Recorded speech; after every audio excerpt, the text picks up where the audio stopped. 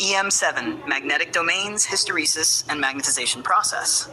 Welcome to Lecture 7 in Electromagnetism, focusing on magnetic domains, hysteresis, and magnetization.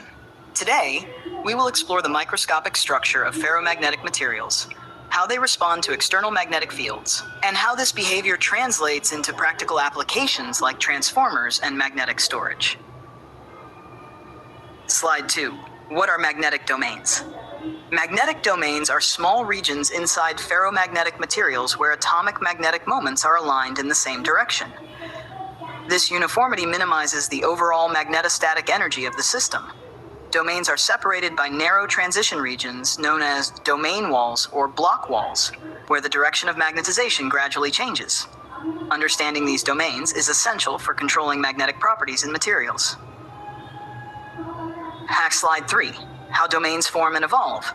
Domains form to minimize the total magnetic energy, which includes exchange energy, magnetostatic energy, anisotropy energy, and domain wall energy. When an external magnetic field is applied, these domains evolve. Domain walls shift, favoring the growth of domains aligned with the field. This movement is responsible for the initial magnetization. The total energy, E total equals E exchange, E magnetostatic, plus E anisotropy plus E wall, governs the domain structure and its changes. Slide 4. The magnetization process. Magnetization proceeds in distinct stages. Initially, domain walls move, causing a rapid increase in magnetization. Then, domain rotation takes over, resulting in a more linear response.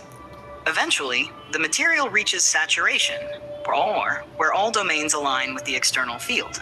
This is the point of maximum magnetization. Slide 5. Understanding hysteresis.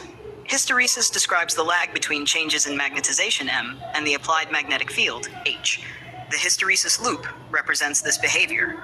Coercivity, Hc, is the field required to bring magnetization back to zero.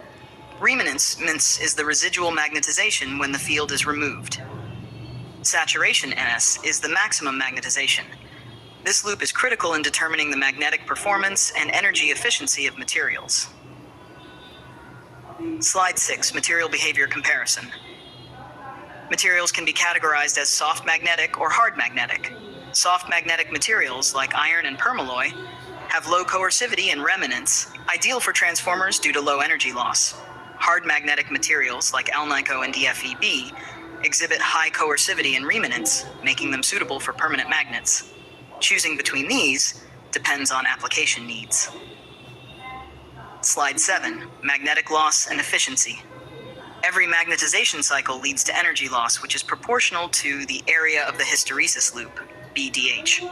This loss matters significantly in devices like transformers, motors, and inductors. Minimizing hysteresis loss by selecting materials with narrow loops enhances energy efficiency. Slide 8. Visualizing domains. To study magnetic domains, several techniques are used: magnetic force microscopy, MFM, Kerr microscopy, bitter patterns. These tools provide insights into domain behavior and are crucial for optimizing material design and developing magnetic storage technologies. Slide 9. MFM, magnetic force microscopy. MFM uses a magnetized probe to scan the sample's surface. It vibrates and detects magnetic interactions, producing phase shifts in the probe's vibration.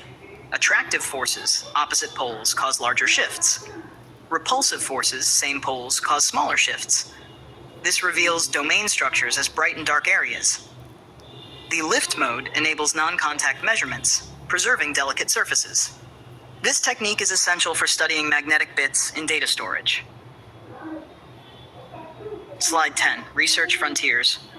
Cutting-edge research explores racetrack memory, using domain walls for high-density storage. Ultra-fast domain wall motion driven by spin-polarized currents, enabling faster switching. Development of energy-efficient nanomagnetic devices for future computing and sensing technologies. These advancements push the limits of what magnetic materials can do in next-generation electronics. Let me know if you'd like this lecture